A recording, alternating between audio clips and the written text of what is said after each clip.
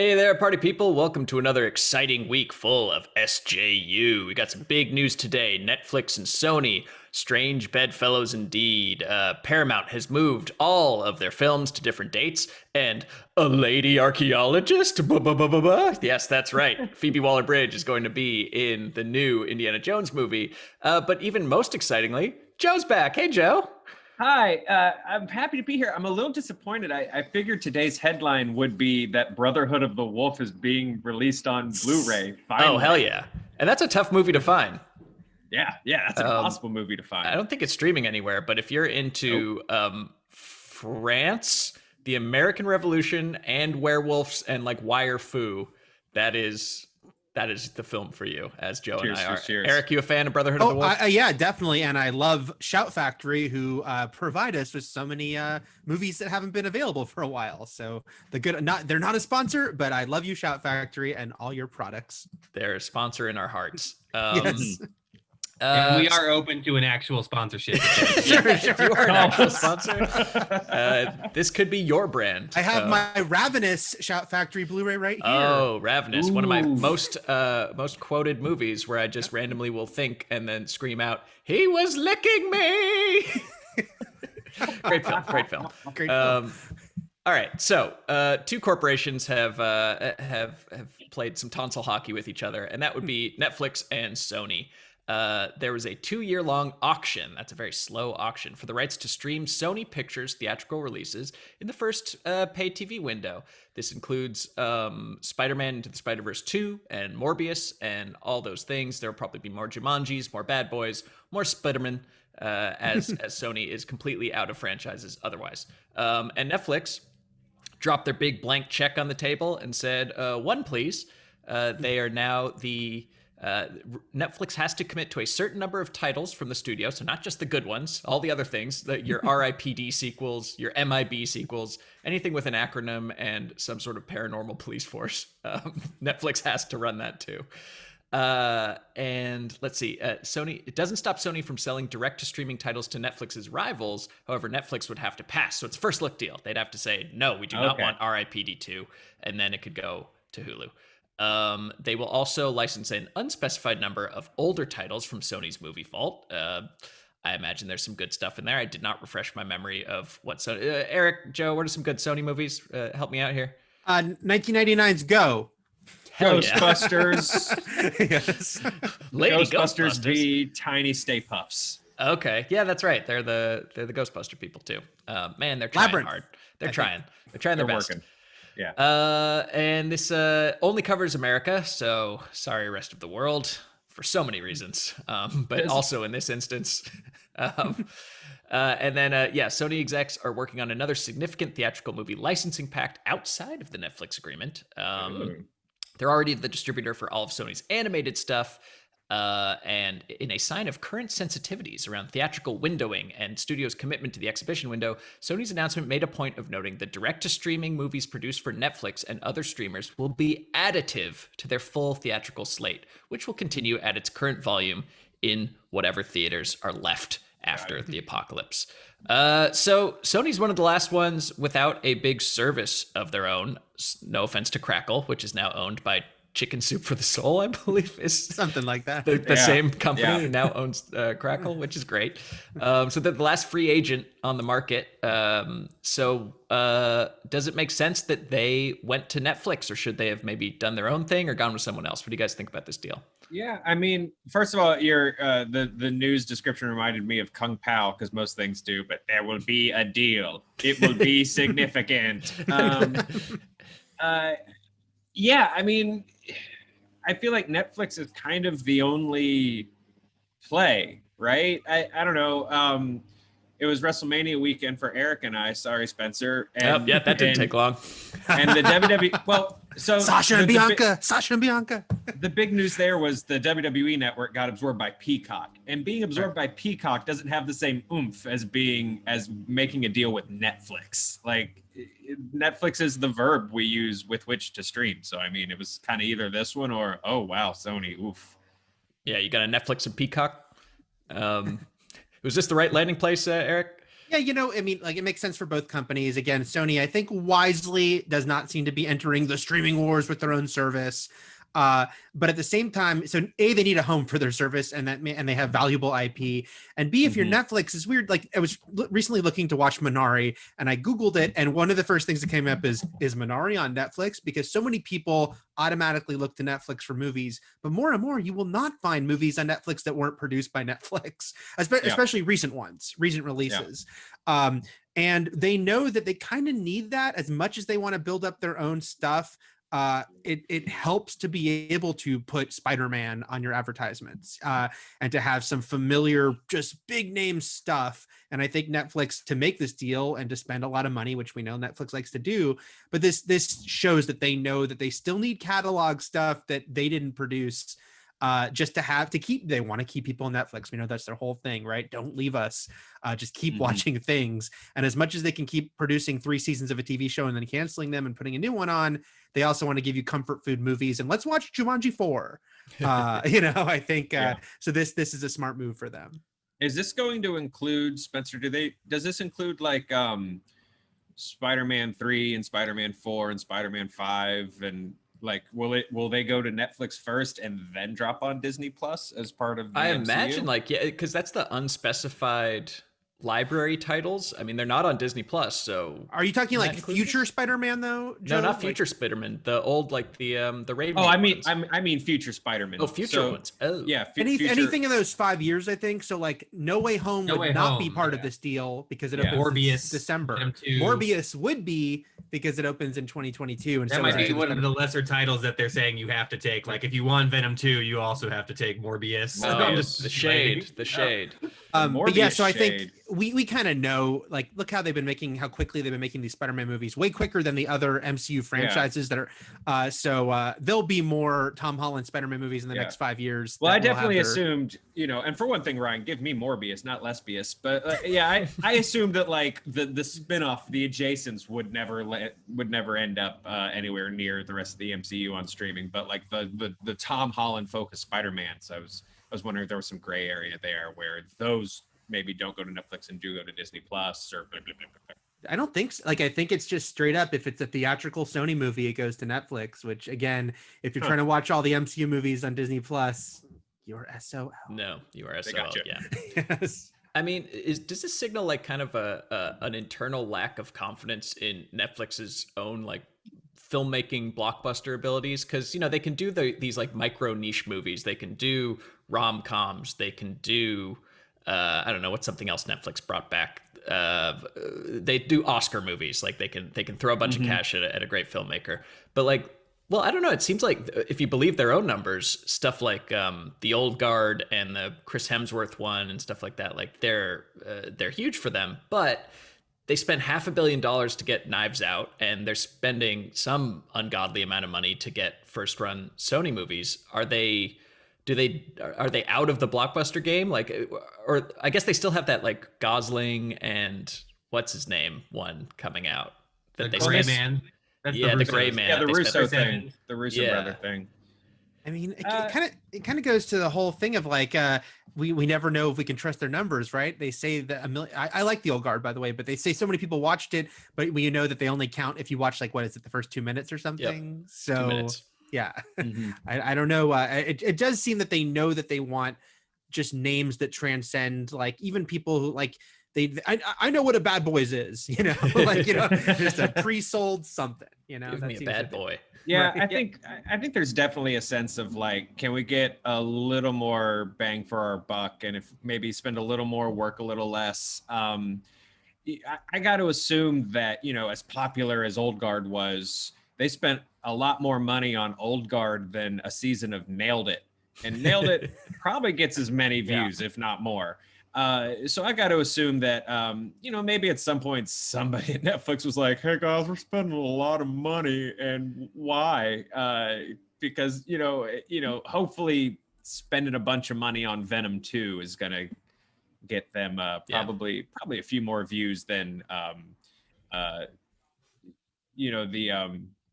the kind of ego-driven, like, we want to take over the Oscars stuff. Ego was the wrong word, but you know what I'm saying. They were trying to disrupt the Academy. And well, we still don't have a price attached to this, right? Because it's like Sony has been rumored. I mean, you don't need to be like a insider to know they've been in trouble. Like, they've just had so many public bombs and failures outside of Spider-Man over the last few decades that, like, they've always been in the mix. Like, oh, is Apple gonna buy Sony, or are they gonna sell off their theatrical division? So they might have gotten a deal on this. This might not have cost as much as you'd think.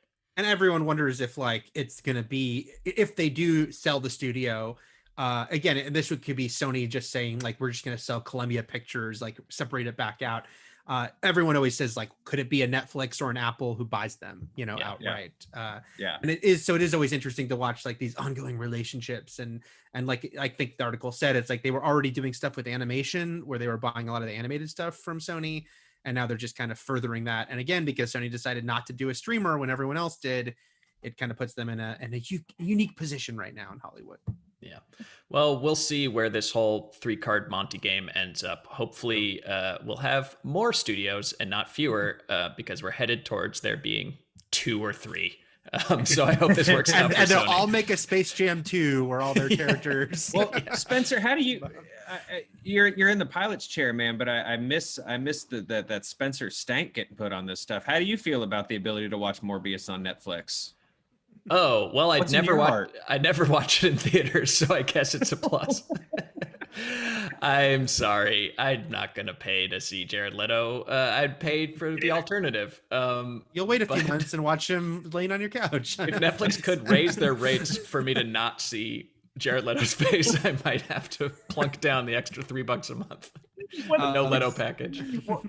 What's the a la carte package? Whose face do they replace Jared Leto's face with? Oh, just more Nicole Byer. I think they should give her $500 million, just like they gave Ryan Johnson. I tell you, there's got to be so much nailed it, like just B-roll on the cutting room floor of her just going, or like, that was not good. That you could just insert. And why limit it to over food? I mean, they should be doing carpentry. They could do like nuclear reactors, you know, like city planners, politics. She could just always be nailing it. Here's the residential block that you had planned. Here's what you made. Always Be Nailing It is a spin-off title if I ever heard one. So there you go. The Buyerverse. Good times. Thank you, audience, so much for watching. Please subscribe and like and hit the bell so you never miss another thing. And Joe, I like to think you're here for the right reasons, but I also have a hunch that you're here to promote something. I'm here to what's promote going on stuff, in your neck of the woods? I don't care about you sons of guns. I'm here to promote. So over with my new family at D&D Beyond, as a lot of you know. Dad, come back. Dad ran away with his side piece a few months ago and is living very happily in Huntsville, Alabama. But we are working with a charity called Jaspers Game Day.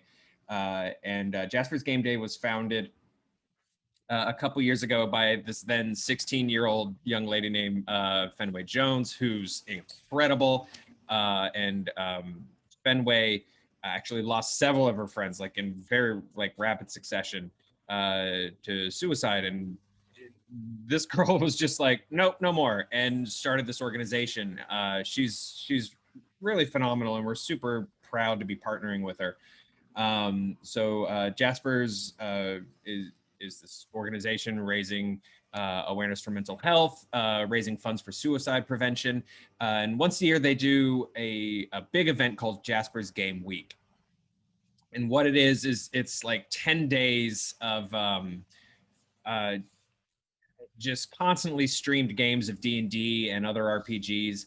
I am running 2 of those games. We actually have links in the description, and you can. They're running an auction.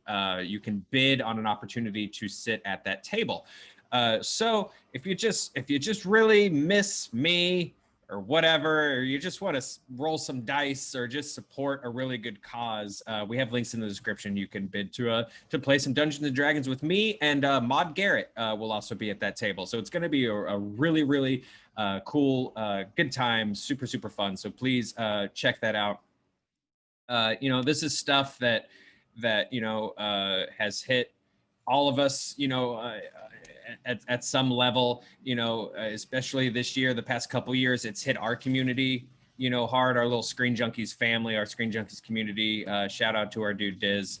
And so we're really, really happy to be able to raise money for this. So please check out those links. If it's not your thing, but it's, someone send it their way, and we really appreciate it. Well said, Joe. Thank you. Thank you for spreading the gospel. That's awesome. Yes, everybody please sign up for that. Sounds like a good time. So, other things that have happened around the world of movies. Paramount, one of the other final remaining movie studios, has given new dates to everything. Here are some films that they're making, and I won't bore you with all the dates. Suffice to say that they all got later, right? Nothing moved No, up. Snake Eyes moved from fall to summer. Well, there you go. Oh. Snake Eyes, Yeah. Joe. Do I have your attention? Snake Eyes You do. is So coming glad I in came. July 23rd. Otherwise, everything is moving back. Jackass 4, Top Gun 2 from the summer to November 19th. That's a bummer. Mission Impossible 7th. Next year in May, Dungeons and Dragons. Wow, good timing, Joe. Star Trek, Mission Impossible 8 also dated to a year and change after Mission Impossible 7. I guess they must have filmed those repeatedly before Tom Cruise splits into a million pieces. And something called Imaginary Friends that I've never heard of. That's November of 2023, if we're all still here. So, what jumps out to you guys about that schedule? Joe, I assume it's Snake Eyes. You're psyched? Snake Eyes, baby. I was not interested in another G.I. Joe movie. I did not like the other two. I am, as much as I am enjoying a lot of this stuff, I am of the opinion that everyone currently working in development is probably my age right now. So unless you guys just want to be stuck with a deluge of things only I cared about, when I was growing up, I think development should all be given to 23-year-olds right now, so that things that they care about start getting made. Said, yeah, but they care about hold on. The things they care about are just as crappy. They're just slightly later, or slightly newer. Yeah, but I just White Claw movie, it's baby. White Claw the movie, BTS the movie. It's all equally crappy, but I just feel guilty that we're gonna turn into the boomers of entertainment and we're just gonna crap out Thundercats v Transformers Dawn of Storm Shadow until we die. And sometimes I feel guilty about that. That said, this cast looks awesome. A bunch of folks from Warrior, the show that I have never shut up about and that you should be watching. Welcome, Joe, back to SJU. Watch Warrior. It's on HBO Max right now. So I'm hoping that in the vein of the new Mortal Kombat movie, where it looks like they actually were like, let's make the best action movie and martial arts movie we possibly can, that also involves spines being taken out of people. With this one, they're like, we have the talent to do it. Let's make the best martial arts movie that we possibly can, involving a man named Cobra Commander. Eric, what's popping to you? Well, first of all, yeah, I am very big into G.I. Joe, and Samara Weaving is Scarlet. Come on, yeah, that's good casting. Yeah, good casting. I hope it's really good. I saw the action figures they revealed. It's one of those funny things, I guess, based on the fact that it's a toy product, makes sense. But the action figures they revealed this past weekend are the first look at the characters, not photos of the characters. So I'm like, I think this little figure they put a picture out, that'll be Samara Weaving in her costume. I hope it's good. And then it's just funny to see.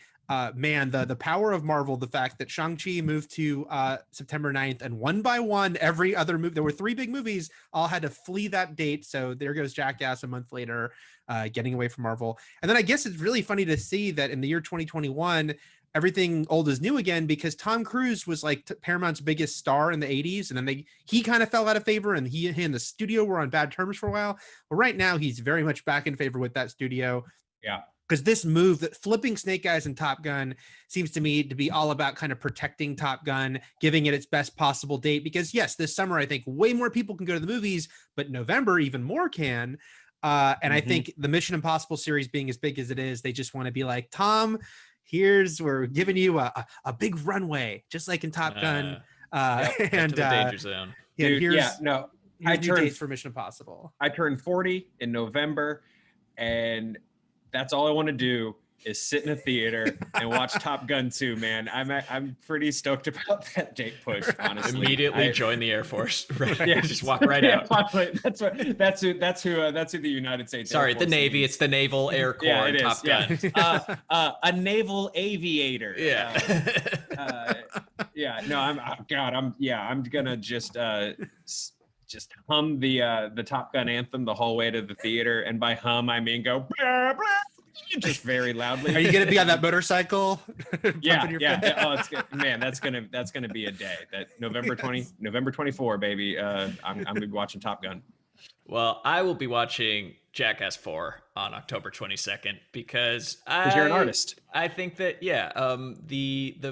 the Jackass movies have been 3 of the best cinematic experiences of my life. There's nothing like seeing a comedy, a prank movie with an audience. I think you need it to get the full effect. And man, just when you think they're dead, and then you check and see who is still alive, they come back for more. And I always love that. And I got like a little taste of when I watched a Bad Trip the other week on Netflix and watched the Eric Andre prank movie. Yeah. Fantastic. So that got me really psyched for Jackass 4. I don't know if it's going to be in 4D, if Steve-O is going to like spit in your face when they do some pranks or something like that, or what D's they will be bringing to it, but I'm excited. I absolutely love the Jackass movies, and especially with this one coming out, with how dark and philosophically complex the Snyderverse supposedly is, I give you the Jackass movies, where give me the philosophy, the Ayn Rand behind these broken men coming back because they've chosen, this is the architecture they've chosen. Their architecture is their own body. They built it. They're going to destroy it. And it's their right to do so. Just funny and dark and complex, and someone's nuts are going to get kicked. It's going to be great. Yeah, it's going to be great. It's sort of, it's a nice segue to the story we're about to talk to, because I'm thinking about what's like a harder sell or a weirder sell, like Johnny Knoxville still jackassing at 50 or Harrison Ford still Indiana Jonesing at 80. I don't know. Which brings us to story number 3. Yeah. Indy 5, Dead or Alive, mostly 1,000. dead. Yeah, via Deadline. Okay, so there's some casting news that creator of Fleabag and lead actor Phoebe Waller-Bridge is set to co-star opposite Harrison Ford in the 5th installment, with Ford returning and James Mangold of Logan and others directing. They're hoping to start production this summer. They're casting other roles in preparation for production. Plot details are still vague, but I imagine Indiana Jones will be really old. And yeah, that's confirmed. John Williams will return to score the film. Projected release date July 29th, 2022. So good Lord. These are some great talents being assembled around Harrison Ford. I love Phoebe Waller-Bridge. I think James Mangold is an excellent director. Obviously, John Williams, the GOAT. I'm getting like a very Weekend at Bernie's vibe for this one. Where they will literally just be carrying, like the fedora will be tipped over his head and he's just going to be brought. Maybe they'll put him in a minecart and he'll just travel through the plot of the film. I just can't really get excited for it, knowing how much Harrison Ford has left in the tank. Maybe he could surprise me, but does this pique your interest or change the way you feel about this one coming up? I mean, look, man, you remember in the opening of Crystal Skull where they're talking to him about his service in World War II? At this point, you could do the exact same scene and they're talking to him about his service in Desert Storm. Like, it, good. It's, the we're so scared that things are about things corner of the internet got very upset when Phoebe Waller-Bridge was announced for this. So that in itself makes me very excited about the movie. But as much as I love her, and if I may, gentlemen, put her in a fedora and an Indiana Jones costume, and I'm gonna go pay for money for that movie. Yeah, Phoebe Waller-Bridge with a whip. I'm very into that. That sells itself. She's gonna hunt relics too. Sure, whatever. Let her chase Hot Priest from Fleabag with a whip and a fedora. That's a great movie. That said, let this go.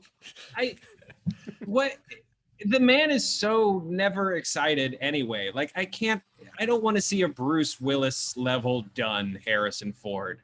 And I've got to assume this is what this is. I've got to assume that he's making this movie because he crashed one too many airplanes and the bill came due. Some aviation center is like, you owe us like 4 Cessnas. And you have to pay off everyone who works at this airport before we'll let you fly again. Yeah, exactly. And so now he's going to have to go to Atlantis or something to keep his pilot's license. And I just don't want to watch that movie. Eric, what's your hype level? I guess I'm a little more hopeful, even though I'm still have a lot of trepidation. I mean, I will say this: Ford always seemed way more into Indy than Han Solo, right? Like it seemed like a character he cared about a lot more. And say what you about Crystal Skull, and I've said plenty, but I felt like he brought it. Like he was still, and at the time we're already like he's getting up there. But I felt like he was engaged. Now that he's gonna he'll be 80, I think, like 2 weeks before this movie comes out. Mm-hmm. And there's still something innately about doing an Indiana Jones movie with a guy that old that is difficult. So there's some trickiness to get around there. Of course, I'm excited about Waller-Bridge because she's great. And then when Williams coming back at first surprised me, but then I'm like, oh, they have made sure to say in press releases, this is the final Indiana Jones movie. So I guess it means like, bringing Williams back. It's like, okay, well, he'll score the last one of this one too, just like the Skywalker saga. Hopefully it doesn't get the same reaction as that. But I guess I'm hopeful because I like Mangold and because I know that Harrison Ford does love this character. They have a lot to get uphill with this movie and a lot to kind of work with because there's only so much you can make the joke in the movie. Yes, they'll make the joke in the movie that he's old, of course. But then you have to still deal with the movie. So I hope they can figure out that middle ground where we can still buy into him doing some form. It's an action adventure, so he can't just be sitting there. He's engaged in it somehow. We'll see how that works. And of course, I wonder, is she the villain? Is she a protege? Is it Disney wants to continue a franchise in some form, even though it seems like they're not going to have anyone else play Indiana Jones. I don't think Mutt's coming back, so who knows? Maybe she will be rocking a fedora by the end. We'll see. Oh, sorry, Spencer. Go ahead. I was just gonna say, like, you also run into the problem of like this is a historical franchise, and we're working our way up. Like, it's like seeing Batman in the daytime when you see Indiana Jones in like the 60s and 70s. It's just I associate him with like the serials that were harkening back to the 30s and 40s, and I don't want to see like Austin Powers groovy Indiana Jones. Did you see that tweet going around? It was pretty funny where they observed that if they went by Harrison Ford's real age versus Indiana Jones' year of birth, which I think is like 1899, that this movie should take place in 1977 and Indiana Jones could go see Star Wars. And it's just like, which is a funny observation, but also like, you're right. Indiana Jones, like getting so, I know that's still far in the past now, but it still doesn't seem kind of right. The right era for Indiana Jones. Just feels wrong. What were you saying, Joe? I was just gonna, like Eric was kind of saying, it's like on paper you have all these cool things. On paper you have Mangold. On paper you have a hopefully engaged Harrison Ford. On paper you have Williams. On paper you have Phoebe Waller-Bridge. But the top of the document still says Indiana Jones 5. I'm just, I don't know, man. I'm not sold. As hype as that music gets me, I got the original 3 and Young Indiana Jones. If I want to learn something too, to watch. They really lucked out with the fedora because a stunt guy can just hold it over his head as he's running, like from the side and the back, and like you'll never know the difference. No, I would not be surprised if like at the very beginning of this movie you see the back of his head and he goes, "I'm not wearing the hat anymore because I've switched to a luchador mask." And then beekeeping. Okay, I'll try it. Okay, good times. Which brings us to our live chat. You guys have been asking questions all show, and we've got answers. First off, right off the bat, Jacqueline J. What's up with Spencer's hair? I wore a hat this morning, okay? I wore a hat. This is my hat hair. I took it off, and it stood straight up, and I'm not fixing it. I think you look handsome. Thank you. I thought it was like a little bit of like a pop punk, like maybe I could frost these tips and be back in the boy band days or something like that. Yeah, no, I think you could find a math equation that gives you a sum of 41 there. I think it looks really good. I was seeing reports about Shameless aired its finale this weekend, and I haven't watched Shameless in many, many years. But with your hair like that, you remind me of Lip from Shameless, Spencer. Lip from Shameless. I'll take it. Thank you. No problem. This is me trashy and loving it. Okay, Adam Hulbert asking the right questions. Since the monsters were the best characters in Godzilla vs. Kong, which well-known actors should voice their lines in the next one? I mean, Diesel and The Rock, I think, is an obvious first choice. Yeah, as long as they also as long as you can pay extra at the movie theater to see a second screen experience where you see them in their mocap suits also Yes. also doing the fights. I wonder if that's a way to get around their deal where like The Rock can't lose a fight on screen, but if he's voicing a character, that character can't. Like maybe there's a way that the agents can get around that. Good work. Well, Ryan brings up a great point. Like watching that movie reminded me of like, remember the weird Fast and Furious math equation where they all had to come out looking strong? Yeah. And they just went out of their way to just give us a we got to have a rubber match later down the road. They just went out of their way to make both them, that monkey and that lizard, just look real strong. They'll be back. I mean, that box office means they will be. I say DeVito has Godzilla and Walken has Kong. There you go. Those are my choices. Done and sold. Okay. Prince of Poo Poo writes, I have a question for Joe and Joe only. How is Sarah doing? She's good. Hey. Dang it. Sarah is Joe's wife for people just tuning in.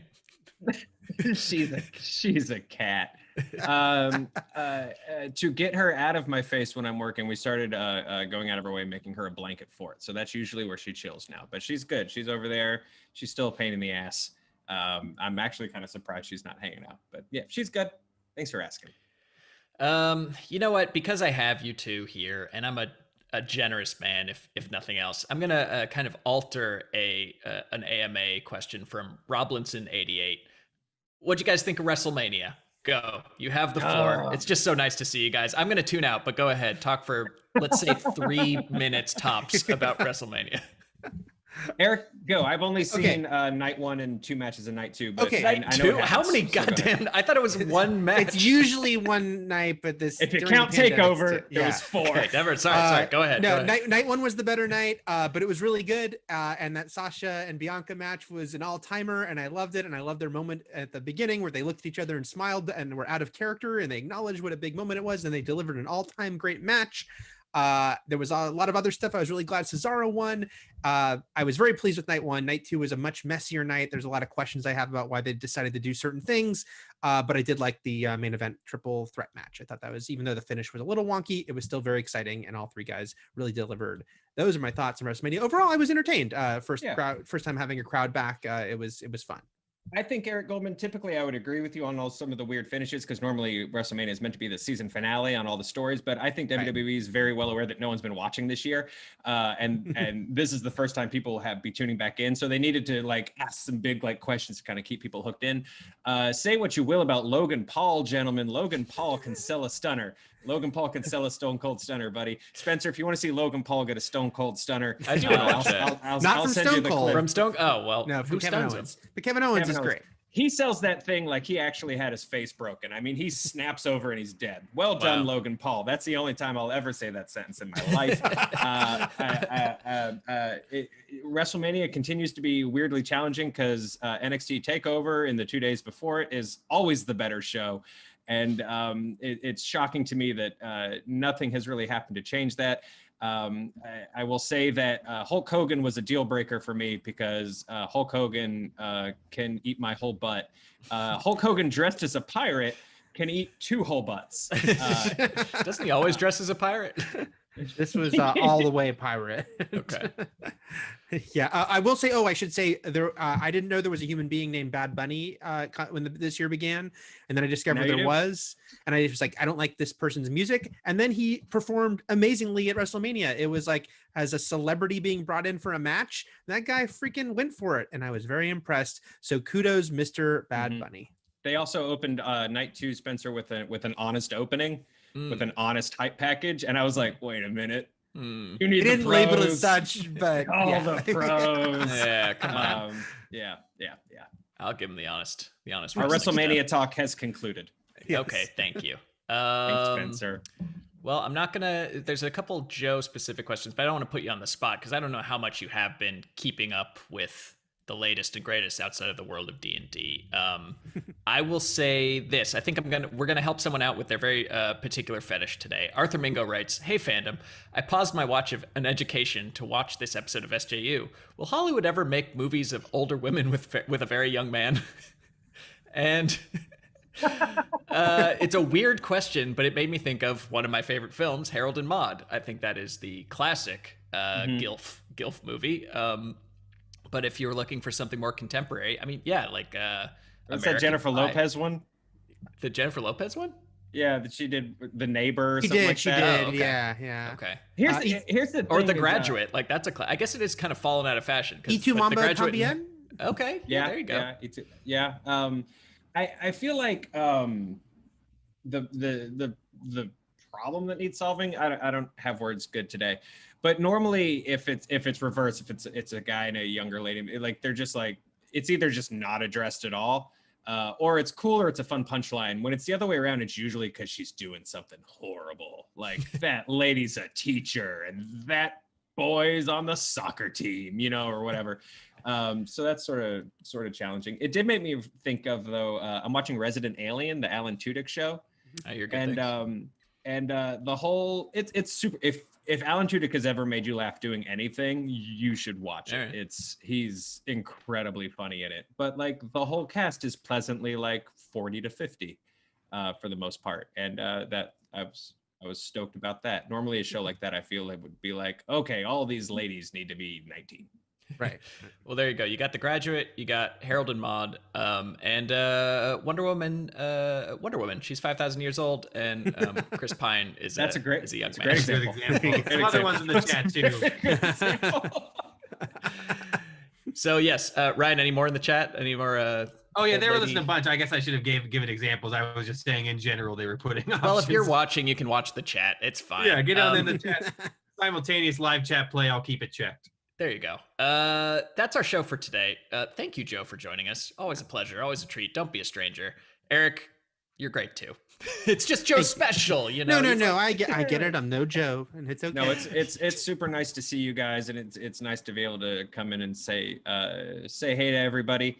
And just perform for a familiar crowd, because performing for the new crowd is a little scary and nerve-wracking sometimes. But yeah, thank you guys for having me again.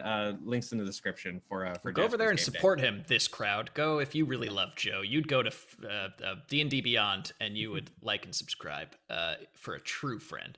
But we'll be back tomorrow. Honest Trailer Commentaries for always one of my favorite Honest Trailers of the year. Come on back for that. We'll see you then. Thanks for watching. Bye bye.